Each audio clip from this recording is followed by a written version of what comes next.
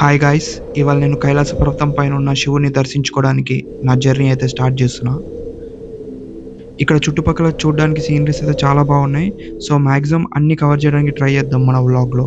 On the way నాకు కొంతమంది అఘోరాలు కూడా కలిసారు. సీ లెవెల్‌కి ఒక 1000 మీటర్స్ పైకొచ్చాక క్లైమేట్ చాలా భయంకరంగా మారింది. ఎక్కడ చూసినా మంచు తప్ప ఏం కనిపించలేదు. కరెక్ట్‌గా 3000 మీటర్స్ దగ్గర సంజీవని చెట్టు కనిపించింది.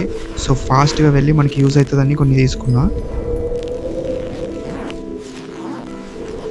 సో అట్లనే ముందుకెళ్తుంటే ఒక డిఫరెంట్ ప్లేస్ కనిపించింది.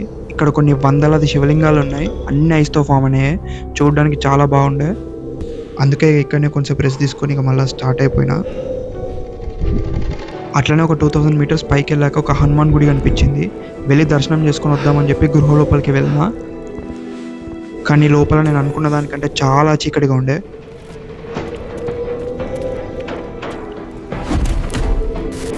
బట్ లాస్ట్కి హనుమాన్ దర్శనం అయితే అయింది. గుడి కూడా చాలా బాగుండే. జై శ్రీరామ్. ఆల్మోస్ట్ 5000 మీటర్స్ అయిపోయినాయి. ఇంకో 1000 మీటర్స్ అయితే మనం రీచ్ అయిపోతాం అన్నప్పుడు క్లైమేట్ చాలా డేంజరస్గా తయారైంది. ఇంకొంచెం ముందుకెళ్ళాక దూరంగా కాలభైరవుడు కనిపించాడు. సో దర్శనం చేసుకున్నా.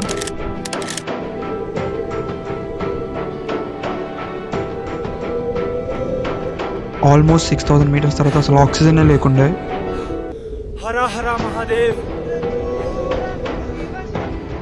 ఫైనల్లీ శివుడు అయితే దర్శనం ఇచ్చాడు, కానీ వెంటనే మాయమైపోయాడు.